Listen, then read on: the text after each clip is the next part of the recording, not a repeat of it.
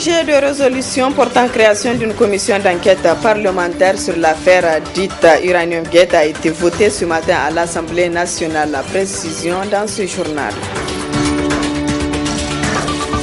Les enseignants membres de la synergie syndicale Cause Niger Sinaseb ont effectué une prière collective ce matin au deuxième jour de jeûne qu'ils ont observé pour implorer la grâce de Dieu pour leur situation.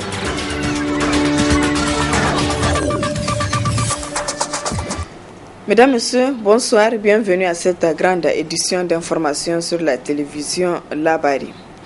En plénière ce matin à l'Assemblée nationale, les députés ont procédé à l'examen du projet de résolution portant création d'une commission d'enquête parlementaire sur l'affaire dite Uranium-Gate.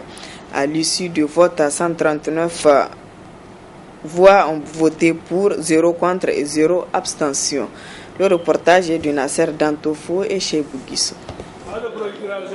139 voix pour, 0 contre, 0 abstention. C'est donc à l'unanimité que les élus nationaux ont voté favorablement pour le projet de résolution portant création d'une commission d'enquête parlementaire sur l'affaire dite Uranium-Gate.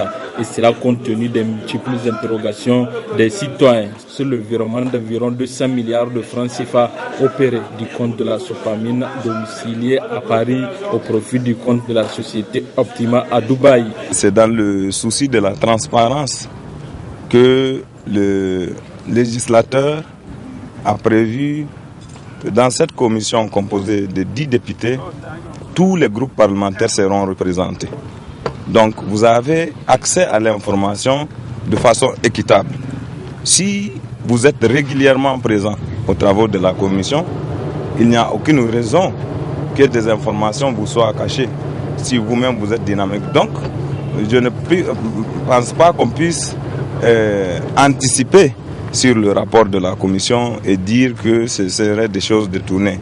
Peut-être que le dynamisme des membres de la commission sera déterminant quant aux résultats qui vont sortir de ce rapport d'enquête. Le vote est tout à fait juste parce que depuis la dernière plénière, nous avons tous accepté le principe de la mise en place de la commission d'enquête parlementaire. Donc c'est tout à fait normal, à l'unanimité, tous les députés sont unanimes que cette affaire doit être éclairée. Le peuple nigérien doit savoir ce qui s'est réellement passé, où se trouve la vérité. Voilà pourquoi nous avons tous accepté et nous avons voté à l'unanimité l'adoption de cette résolution. C'est une façon pour nous de dire qu'effectivement aujourd'hui, avec l'accord de l'ensemble des députés présents à cette plénière, le premier pas a été franchi. Il n'en demeure pas moins que c'est la suite qui intéresse le peuple nigérien.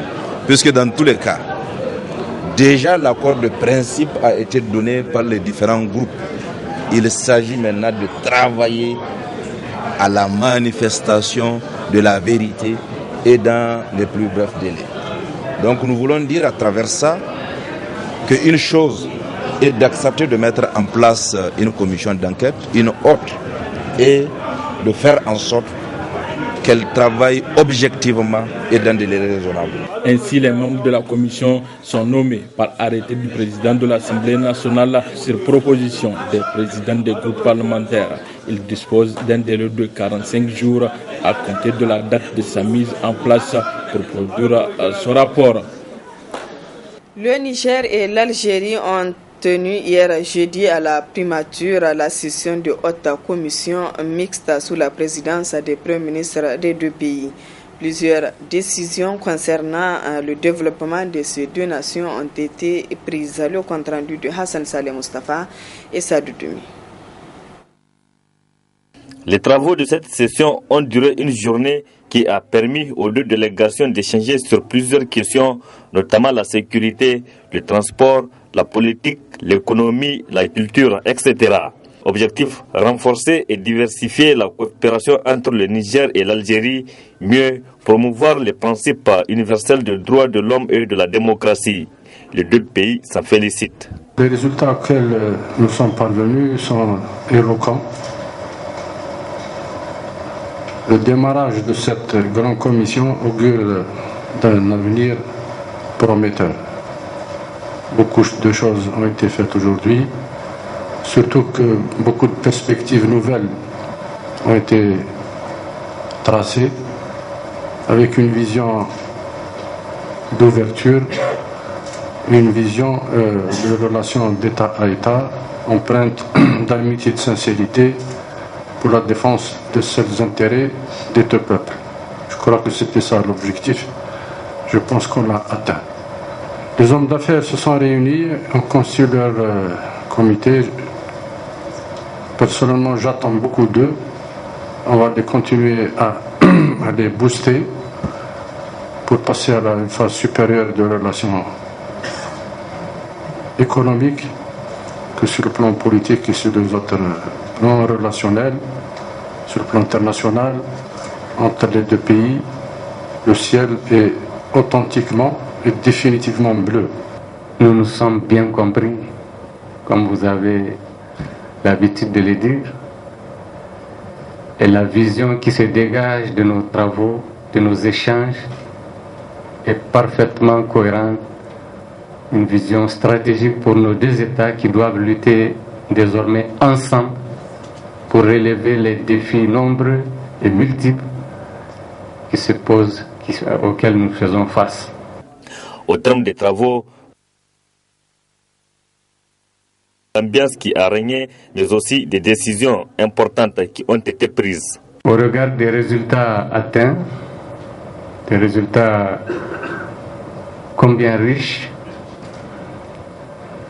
c'est toute notre satisfaction que j'exprime ici, Monsieur le Premier ministre.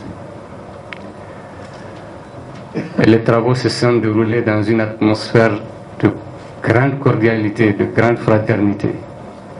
Et ça, c'est extrêmement important. Je dois simplement dire aussi que, à présent, que cette grande commission a vu le jour sous son nouveau statut, et fort de ces résultats, les regards sont tournés, tous les regards, nos deux pays sont tournés vers cette commission. Un comité composé de représentants de deux pays a été mis en place. Sa mission est de suivre les revendications et les décisions prises par les deux parties à Niamey. 5e et dernier jour de grève de la synergie Cause Niger et Sinaseb. Après 2 jours de jeûne observés ce vendredi, les enseignants se sont retrouvés à la CNT pour une prière collective pour implorer Dieu afin qu'il descende à sa miséricorde sur les enseignants et sur le Niger. Le reportage est de Abdul Razak Hamidou et Nasser Seydou. Cette prière collective vient boucler les 5 jours de grève et 2 jours de jeûne initiés par la synergie d'action Cause Niger Sinaseb. Pour les enseignants, il s'agit d'implorer le tout-puissant Allah pour qu'il les assiste dans le bras de fer qui les oppose au gouvernement. La prière que nous venons d'exécuter s'inscrit dans le cadre des activités que nous avions prévues dans le mouvement que nous avons engagé, je voulais dire dans la grève entamée, de 5 jours entamée depuis lundi. Il vous souviendra que la dernière grève que nous avions observée la semaine passée a été appuyée par des marches pacifiques à l'échelle nationale. Cette semaine, nous avions préféré en tout cas appuyer cette nouvelle grève de 5 jours, en tout cas qui prend fin aujourd'hui, vendredi 17 mars. Nous avons voulu l'accompagner avec d'abord 48 heures de jeûne, le mercredi et jeudi, et aujourd'hui, vendredi, nous avons appelé à l'ensemble de nos organisations de se retrouver, en tout cas pour implorer la bénédiction de Dieu, et c'est ce qui fut fait à Niamey et partout, en tout cas dans les régions et même dans les départements du Niger. Donc voilà, en tout cas, le véritable mobile et les motifs qui nous ont amenés à cette prière de ce matin. Nous avons l'habitude de le faire, ce n'est pas la première fois qu'on organise cette prière collective. Nous sommes dans une organisation et nous sommes dans un pays qui est à plus de 90% musulmans, et chaque fois lorsque on est confrontés à des difficultés. Nonobstant, en tout cas, les mouvements que nous observions, nous implorons la bénédiction de Dieu pour, en tout cas, une issue heureuse, pour, en tout cas, créer les conditions de trouver des solutions et surtout d'amener nos gouvernants, en tout cas, à la raison, qu'ils comprennent qu'aujourd'hui, nous sommes obligés, et comme je l'ai dit, nous sommes obligés de créer les conditions de sauver le système éducatif nigérien. Nous rentrons dans ces mouvements, non pas parce que nous voulons le faire, mais parce qu'effectivement, le gouvernement crée les conditions pour que les mouvements-là s'amplifient, dans tous les cas, et s'intensifient. Dans tous les cas, comme nous l'avons dit, pour nous aujourd'hui, l'essentiel et l'objectif principal de cette prière-là, c'est effectivement, en tout cas, aller vers la résolution des difficultés que les enseignantes et enseignants du Niger, en tout cas, endurent à l'heure actuelle. L'avenir de l'école, ce n'est pas seulement dans les mains des enseignants que nous sommes, ça dépend du comportement de nos partenaires d'en face. Aujourd'hui, j'estime quand même que lorsqu'un responsable arrive à prendre des engagements, il est de son ressort, lorsqu'il est quand même digne et respectueux, en tout cas des lois et règlements, de créer les conditions pour honorer en tout cas la parole donnée. Lorsque des ministres de l'État du Niger, lorsque le président de la République lui-même, en tout cas, arrive à prendre des engagements, nous estimons quand même que nous, en tant qu'enseignants, que nous pouvons croire en tout cas à ces engagements-là. Mais très malheureusement, on constate qu'aujourd'hui, c'est des engagements qui ne sont pas honorés, c'est des paroles qui sont parties en l'air. Donc voilà pourquoi je dis, tout dépend du comportement de nos partenaires d'en face. Si aujourd'hui, ils reviennent à la raison, si aujourd'hui, ils créent les conditions de ramener la sérénité dans le secteur de l'éducation, j'estime quand même qu'on pourra sauver le système. Mais le cas échéant, où, en tout cas, la nature de ce mouvement et la nature de cette année scolaire 2016-2017, en tout cas, dépendra, comme je l'ai dit, de la suite à donner. Ça ne dépend pas de nous, mais comme nous l'avons dit, il faut quand même que toutes les parties se disent qu'on a intérêt à trouver une solution pour sauver l'école et sauver les enfants du Niger. À noter également que d'autres prières collectives ont aussi eu lieu à l'intérieur du pays. La synergie d'action Cause Niger SINASEB appelle les enseignants à maintenir le cap jusqu'à la victoire finale. Et puis cette brève interpellation ce jour vendredi du secrétaire général adjoint du SINASEB à la police judiciaire, Seyni Harouna, est en audition actuellement à la police judiciaire. Nous ignorons les raisons de cette interpellation. Madame Boulot Jeannette, épouse du feu Dr Germain Guélina, volontaire des Nations Unies, spécialiste international chirurgien, réclame plus de 44 millions virés dans un compte d'Ecobank au nom de son fils. Elle explique les faits. Je suis dépassée depuis 3 ans que mon mari est décédé. Voilà qu'il y a eu complicité entre Ecobank et PNUD et ils ont confisqué capital de décès la part d'héritage de mon fils illégalement. L'autre, il y a une dame de l'Ecobank qui est rentrée dans le compte simple et tirer l'argent d'elle-même. Et pourtant, quand je suis partie ouvrir le compte à l'Ecobank, on a signé même que c'est moi qui suis la seule signataire. Maintenant, je ne comprends pas pourquoi l'Ecobank a laissé cette femme rentrer dans le compte de mon enfant mineur pour soutirer l'argent. Et jusqu'aujourd'hui, je ne sais pas là où elle a mis l'argent. Elle a dit qu'elle l'a mis dans le compte séquestre. Je ne sais pas si moi qui ai ouvert compte bloqué, je ne peux pas faire transaction. Il faut que quelqu'un d'autre fasse à ma place. C'est cette injustice criarde-là que je suis venue à la radio pour dénoncer. J'ai les preuves, voilà. Voilà l'autre, le relevé de compte de mon fils qui est là. Elle est rentrée dans le compte le 27 mai 2015 pour suturer l'argent d'elle-même. Voilà la preuve. Quand je suis partie à la banque, elle-même, elle m'a appelé les policiers de la banque pour m'attraper et m'amener au parquet. C'est parce que je n'ai pas le droit de venir demander pourquoi elle est rentrée dans mon compte. Quand je suis allée pour lui dire de remettre l'argent qu'elle a soutiré, parce qu'elle n'a pas le droit de rentrer dans le compte d'autrui, et pour demander des explications, automatiquement, elle a pris le téléphone. Elle a appelé les policiers qui sont en bas, voilà, de la sécurité. Et maintenant, avec 2 avocats de l'Ecobank, on m'a amené dans le bureau de monsieur, l'autre juge, Abdoulaye Gobé. Et maintenant, quand elle a fini de parler, Abdoulaye lui a dit à ses 2 avocats de remettre l'argent à sa place. Que j'ai fait procuration. C'est pour avoir toujours les preuves. J'ai fait procuration et j'ai envoyé 2 frères, l'autre ma belle-sœur avec un frère, dans le bureau de Madame Aïssa Degbe Aïssa, pour voir si, parce que le procureur m'a dit de vérifier les 72 heures si elle a mis l'argent. L'argent n'est pas rentré jusqu'à maintenant. Voilà la lettre qu'elle a remise.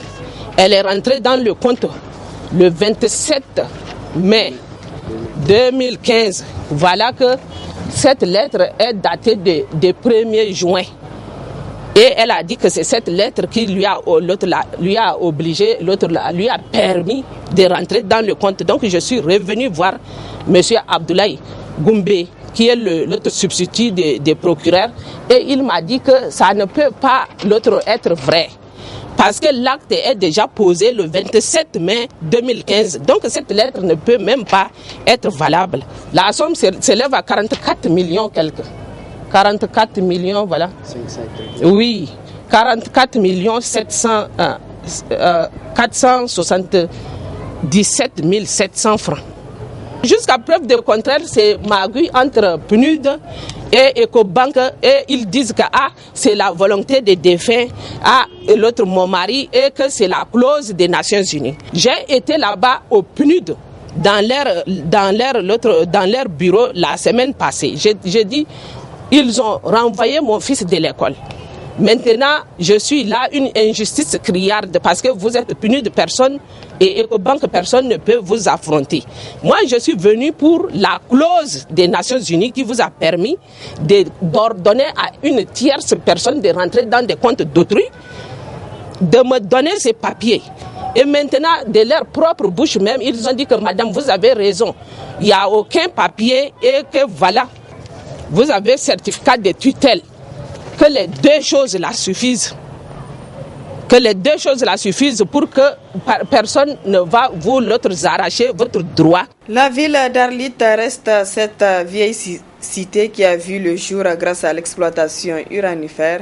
40 ans après, la population se sent lésée, son environnement dégradé et souffre de plusieurs formes de maladies liées à cette exploitation. Reportage à Nasser Dantoufou et Sadoudou. Chef-lieu de département, la ville d'Arlit, avec ses 147 000 habitants, a vu le jour grâce à l'exploitation des ressources naturelles, notamment l'uranium, abritant de grandes sociétés œuvrant dans ce domaine, à savoir la société de mines de l'Aïr, Somaïra, créée en 1968, et la compagnie minière d'Akuta, créée le 12 juin 1974. 49 ans d'exploitation de ce qui était la mamelle économique du Niger. La population de cette ville, elle n'a bénéficié que des conséquences néfastes de l'exploitation de ces minéraux. Nous sommes à Arlit depuis des années ici. Moi, je suis né à Arlit. Bon, pas né à Arlit, mais j'ai grandi à Arlit. Mais le problème qui se pose ici à Arlit, quand tu n'es pas un agent de la Somaïr, tu as tous les problèmes du monde pour vraiment avoir accès aux produits de santé. Nous, on est tous malades ici. Pourquoi? Parce que la radiation qui est en train de nous rendre tous malades. Maintenant, quand tu te rends à l'hôpital Somaïr, si tu n'es pas un agent Somaïr, tu n'es pas pris en charge. Pas du tout alors. Mais la première question qu'on te pose d'abord, ou bien tu es de la ville ou bien tu es de la Somaïr. Donc si tu n'es pas de la Somaïr, il faut t'attendre vraiment à une grande ordonnance parce qu'on ne te donne pas le produit gratuitement. Mais là, les agents de la Somaïr, même les numéros pour avoir accès au docteur, les numéros sont différents. Il n'y aura pas de développement durable. Parce que je parle d'une autonomie en énergie électrique. Parce que quand vous voyez la population d'Arlit là, la Nigélec là n'existe pas pour nous. La SNE n'existe pas. On parle toujours de la Cominac et de la Somaïr pour la fourniture en eau et en électricité. Si le château n'est pas autonome en énergie électrique, parce que je crois que dans la définition de Rama tout à l'heure, il avait parlé que le château sera fourni en énergie électrique par la Cominac ou Areva ou bien la Somaïr. Mais il faut qu'il soit autonome pour gérer l'après-mine. Parce que l'après-mine là, mais s'il n'y a pas les 2 sociétés là, mais le château là, il n'y a que de l'eau seulement dans le château, mais il n'y a pas de l'eau dans les maisons. Donc il faut vraiment, monsieur le député, gérer l'après-mine. Il faut que ce château-là ait son autonomie en énergie électrique. Ça, c'est un élément très important, vraiment, que vous devrez lutter pour que ce château-là ait sa propre autonomie en énergie électrique. Les industries uranifères, c'est des industries qui sont des grandes industries consommatrices de l'eau. Or, cette eau, elle est pompée par ces sociétés-là à hauteur de 13 millions de mètres cubes par les 2 sociétés ici en place. L'eau, c'est un service. Il n'y a aucune compensation financière pour un fonds futur ou pour un fonds qui sera destiné à l'après-mine ou bien donc au développement de la région. À ce jour, les entités administratives censées bénéficier de la redevance minière accumulent un arriéré de 12 milliards de francs CFA. Le fait qu'il y ait Cominac et Somaïr à Arlit entrave l'arrivée des projets et des ONG. Parce que tous les projets ONG ne peuvent pas venir là où il y a des sociétés des multinationales, des filières d'Areva. C'est pour ça que vous allez constater qu'à Arlit, actuellement, il n'y a aucun projet de développement qui a son siège ici et qui travaille. On ne peut pas dire qu'il n'y a pas d'importance parce qu'en principe, nous bénéficions de ce qu'on appelle le redevance minière qui est une loi au Niger, même si on a des arriérés, il faut le reconnaître quand même que les sociétés versent à l'État les 5% et toute exploitation ne dépasse pas 5% du budget national. Et dans ces redevances minières, l'État rétrocède aux communes, les 15 communes qui constituent la région d'Agadez, dont Arlit, ce qu'on appelle les redevances minières. Oui, on trouve ça insuffisant vu l'importance de l'activité menée dans la zone, vu les dégâts occasionnés en termes environnementaux et vu l'attente de la population. Vraiment, nous trouvons ça très insuffisant. Très insuffisant parce qu'aujourd'hui, Somaïr et Cominac, c'est des grandes sociétés qui exploitent la richesse du Niger, qui tirent en tout cas de notre sous-sol. Par hasard, c'est la commune d'Arlit. Vous constatez vous-même que quand même Arlit, après 40 ans, ne devrait pas être à ce stade-là. Ça doit être une ville, en tout cas, pas comme toutes les autres. L'après-mine doit être une préoccupation majeure pour le gouvernement du Niger au vu des dégâts qu'engendre l'exploitation de ces minerais pour l'environnement et sur la population, mais aussi penser à la génération future. Voilà, mesdames, messieurs, ici s'achève ce journal. Merci à vous de l'avoir suivi.